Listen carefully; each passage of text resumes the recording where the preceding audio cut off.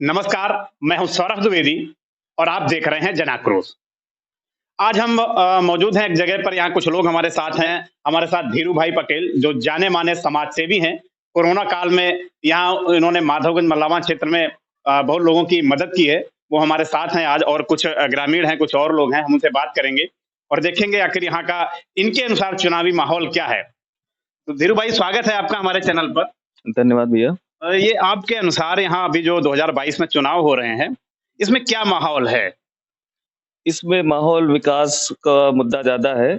लोग विकास को ज़्यादा महत्व दे रहे हैं और लोग मानते हैं कि सरकार में काफ़ी ज़्यादा विकास हुआ है, तो सरकार के पक्ष में ही हैं।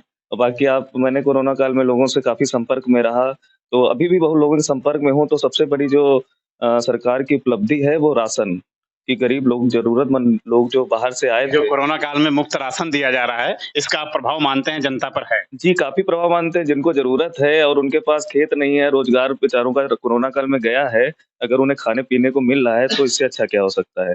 और हम भी मदद करते थे, तो खाने-पीने वाली तो करते थे, और जो भी मदद कर रहे होंगे कोरोना काल में, खाने-पीने वाली ही कर रहे थे। तो इस कारण ज़्यादा हमें हमारी समझ से महत्व है। यहाँ से जो स्थानीय विधायक हैं, इस क्षेत्र में जब हम गाँव में जाते हैं, लोगों से बात करते हैं, तो विधायक के प्रति कुछ नाराज़गी दिखती है। लेकिन बीजेपी के प्रति हालाँकि कुछ ऐसी विशेष नाराज़गी नहीं दिखी है, लेकिन विधायक जी के प्रति नाराज़गी दिखी है। तो इसको आप किस तरह लेते हैं? कोरोना काल में उन्होंने क्या ठीक ढंग से काम नहीं कर पाया है? देखिए, कोई भी विधायक होता है, सिटिंग विधायक होता है, उसकी कुछ न कुछ बुराइयाँ हो ही जाती हैं। क्योंकि शायद विधायक सभी की अपेक्षाओं पे खरा नहीं उतर पाता है, और लोग विधायक से अपेक्षा भी काफ़ी कर लेते हैं। तो इस कारण थोड़ी बहुत हो सकती है नाराज़गी हो, लेकिन ऐसा मुझे तो नहीं लगता है फिलहाल। और सरकार ने तो बहुत ही अच्छे काम किए हैं, विकास भी किया है, राम जी का मंदिर भी बनवाया है, विकास के साथ-साथ राम मंदिर के साथ-साथ अस्पताल भी बने हैं, स्कूल भी बने हैं। तो आम लोगों में, खास लोगों में, मतलब सभी में, ऊपर से नीचे जितने भी लोग हैं, तो भाजपा का ही बोलबाला है। अच्छा, ये राम मंदिर का आपने नाम लिया, ज़िक्र किया है, तो राम मंदिर मायने रखता है चुनाव, ये कुछ प्रभाव डालेगा चुनाव पर? अब मुस्लिमों के लिए मक्का मदीना मायने रखता है, मस्जिदें मायने रखती हैं, सिखों के लिए गुरुद्वारा मायने रखता है, ईसाइयों के लिए उनका चर्च मायने रखते हैं, तो हिंदुओं के लिए भी तो राम मंदिर तो मायने रखेगा ही रखेगा। और हर स्वाभिमानी हिंदू भाजपा को वोट देगा ही देगा राम अच्छा, मंदिर ये को। कैसे माना जाए कि भाजपा ने ही मंदिर बनवाया? क्योंकि मंदिर में भाजपा का रोल क्या है? ये सुप्रीम कोर्ट से एक फैसला आया, जो कि काफ़ी दिनों से मुकदमा चल रहा था, वहाँ से फैसला आया और मंदिर बन रहा है। इसमें बीजेपी का रोल कहाँ है? देखिए, भाजपा ने ये मुद्दा उठाया था, और कम से कम एक वकीलों की फ़ौज राम मंदिर के खिलाफ तो नहीं खड़ी करी थी, जैसे कांग्रेस और अन्य पार्टियों ने करी है। वो तो सभी को पता है। वो लोग तो हमारे राम जी को काल्पनिक ही बताने पे तुले हुए थे। तो ये भाजपा ने एक विचारधारा, जो हम लोगों में भाजपा के द्वारा ही ये विचारधारा फैलाई गई, वो काफ़ी ज़्यादा मदद भी करी मंदिर निर्माण में, और मैं इसका पूरा श्रेय तो भाजपा को ही दूँगा। अभी 2-3 दिन से एक ऑडियो वायरल हो रहा है, आपने भी सुना होगा। तो उसमें हमारे यहाँ के जो भाजपा के जिलाध्यक्ष हैं और यहाँ से जो स्थानीय विधायक हैं और उसके साथ एक और व्यक्ति हैं, जो बताया ये जा रहा है कि माधवगंज के जो पूर्व ब्लॉक प्रमुख हैं, उनके पति हैं। तो उनके बीच एक ऑडियो वायरल हो रहा है जिसमें कुछ लेन-देन की बात हो रही है। उसको आप किस तरह से लेते हैं? इसका कुछ बीजेपी को नुकसान होगा या किसी को इसका कुछ फ़ायदा मिल सकता है? देखिए, पहले मैं स्पष्ट कर देता हूँ कि वो ऑडियो में कोई कमीशन नहीं माँगा जा रहा है। जैसे हम लोग कोई चुनाव लड़ते हैं, हम छोटा चुनाव लड़े, बड़ा चुनाव लड़े, कुछ पैसे की ज़रूरत हो, तो अपने संबंधियों से माँग ही लिए जाते हैं। और फिर वही बस लेन-देन वाली बात थी, उसमें तो हमें नहीं लगता कि कोई ऐसी बात थी जिससे फ़र्क पड़ेगा। तो इससे कोई फ़र्क नहीं पड़ना चाहिए फ़िलहाल। और लोग, मैं किसी से लूँगा तो उसको देना ही पड़ेगा वापस। अगर मेरे अभी काम है तो ले लिया, फिर वापस दे दिया। अब कोई लेमार टाइप का हो, उनको भले ही इससे तो वो फ़ायदा दिखाई देता हो कि भाजपा को इससे नुकसान होगा, बाकी मुझे तो नहीं लगता है। क्योंकि इसमें ऐसी कोई बातें नहीं है फ़िलहाल। मैंने पूरा सुना भी है। अजय, आपको क्या लगता है यहाँ से जो स्थानीय विधायक हैं, उनकी कार्यशैली किस प्रकार की है और बीजेपी का क्या माहौल यहाँ रहने वाला है? बीजेपी का माहौल तो अच्छा ही है। और क्यों बसपा नहीं पसंद आई आपको? नहीं, मुझे नहीं पसंद है। मुझे तो बसपा बहुत की ये कहा यह जाता है कि बसपा का शासन बड़ा सख्त शासन हुआ करता था, मायावती। तो यहाँ से जो कैंडिडेट हैं, बसपा के बड़े मजबूत कैंडिडेट हैं, 2 बार के बसपा से विधायक भी रहे हैं, तो मजबूत कैंडिडेट वो भी माने जा रहे हैं। वो तो हमें नहीं पसंद है। नहीं पसंद आए? नहीं, आपको बीजेपी पसंद आ रही है। अच्छा, बीजेपी पसंद आने का कारण क्या है? हम विकलांग हैं। हम 5 साल हो गए, 5 साल में हमें 32,000 रुपये मिला है। किसी को मिला है बताओ? हमें पेंशन आपको पेंशन मिल रही है, हाँ। इसलिए आप बीजेपी के हाँ, साथ हैं। हाँ, हाँ। जब से कितनी पेंशन मिलती है अभी आप? पहले तो 500 रुपए मिलती थी, अब 1000 रुपए मिलती है महीने। 1000 रुपए पेंशन मिलती है, इसलिए आप बीजेपी के साथ हैं। मतलब दिव्यांगों के लिए भी बीजेपी ने कुछ काम किए हैं। हाँ, अच्छा काम किया। स्कूटी बैटरी वाली साइकिल दी है, रिक्शा वाला, और साइकिल भी मिली है। सबको बैटरी वाली साइकिल भी मिलती है, उसमें भी आराम है सबको। दिव्यांग जितने हैं कुछ और हमारे साथ ग्रामीण हैं। क्यों भैया, यहाँ से क्या माहौल है? सपा का कुछ दिख रहा है माहौल यहाँ से? भैया यहाँ तो माहौल जो है सबसे ज्यादा भाजपा का ही दिख रहा है इतने टाइम। और भाजपा ने बहुत सारा यहाँ पे विकास, जो हमारे विधायक जी हैं उन्होंने बहुत सारा विकास भी किया है। और अपने क्षेत्र में उन्होंने काफी विकास किया, काफी सड़कें बनवाई हैं, काफी उन्होंने अस्पताल भी बनवाए हैं, और भी बहुत सारी चीजें की हैं जो कि पिछले से ज्यादा हुए हैं, पिछले विधायकों से ज्यादा हुए हैं। ये जो विकास की बात आप कर रहे हैं, ये विकास सड़कें बनवाई हैं या कुछ किया है, लेकिन विधायक के प्रति यह नाराजगी लोगों में क्यों है?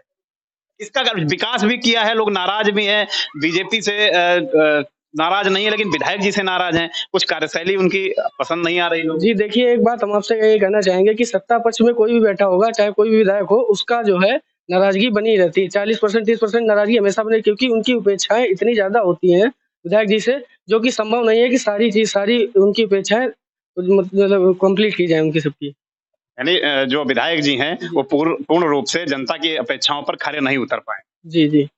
नहीं, ऐसा नहीं है कि खरे नहीं उतर पाए हैं। कुछ पर्सनल लोग जो खुद का फ़ायदा सोचते हैं, और कुछ पर्सनल चीज़ें मतलब उनसे जो करवाना चाहते हैं, उनको छोड़ के बाकी सब बहुत अच्छा उन्होंने कार्य किया है, ऐसा नहीं है। और पिछले विधायकों से उन्होंने सबसे ज़्यादा वर्क किया है, सबसे ज़्यादा इस क्षेत्र में काम किया है। क्यों भैया, क्या-क्या काम कराए हैं यहाँ विधायक जी ने? कुछ काम कराए हैं, कुछ काम आप काम सारे कराए हैं, जो बोलिए तो बताता हूँ। सड़कें बनवाई गई हैं।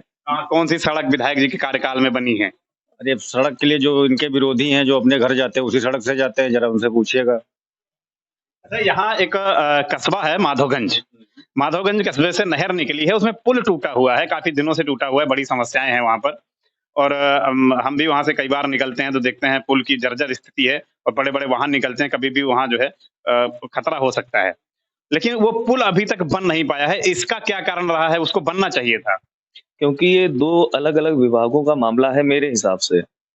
तो ये 2 विभागों का मामला है, इसी वजह से शायद आपस में थोड़ा बहुत समन्वय नहीं बन पा रहा है, लेकिन ये जल्दी ही योगी बाबा की सरकार जब दोबारा आएगी तो जल्दी उसका निर्माण होगा। कहा ये जा रहा है कि ये 2 विभागों का मामला आपने बताया, लेकिन जो यही नहर जब मल्लावा जाती है, तो वहां भी एक पुल था, वो ठीक-ठाक स्थिति में था, चल भी रहा था, लेकिन वहां पर नए पुल का निर्माण किया जा रहा है। तो लोगों की तरफ से, जो विपक्षी लोग हैं, उनकी तरफ से आरोप ये है, या आम जनता भी ऐसा कुछ कह रही है कि जहां जरूरत थी वहां नहीं बनवाया गया, जहां जरूरत अभी नहीं थी उस पुल को नए सिरे से बनवा दिया गया है। तो इसको आप किस तरह देखते हैं? उसका कारण ये है कि मल्लावा संडीला रोड भी काफ़ी व्यस्त रहता है, ये सभी जानते हैं।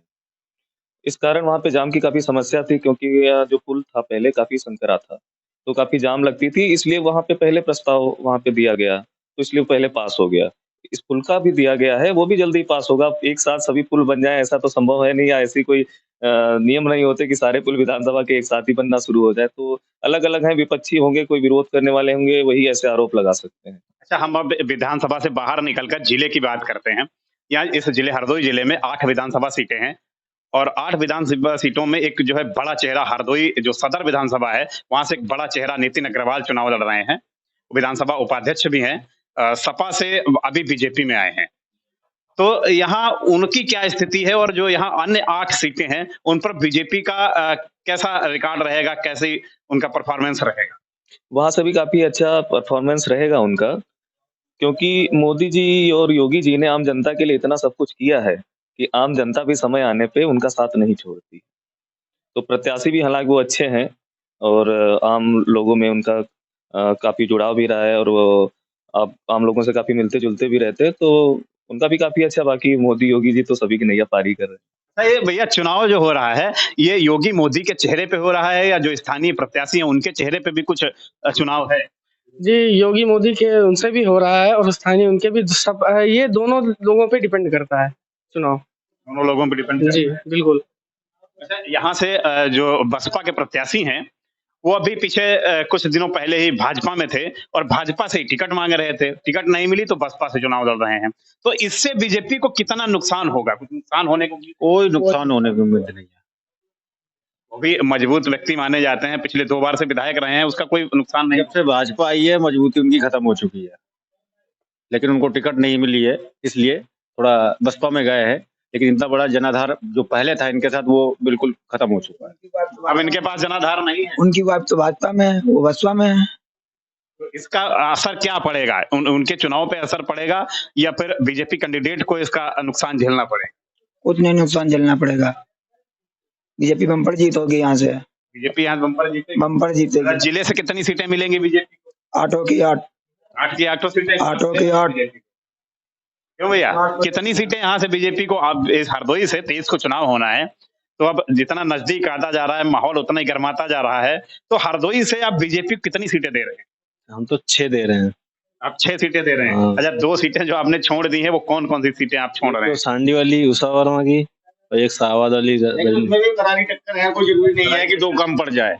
करारी टक्कर है, बिल्कुल 8 की 8 क्लियर। सीट जीतेंगी, 8 की 8 जीतेंगी। उसमें ये है कि वहां की बराबर टक्कर बैठेगी।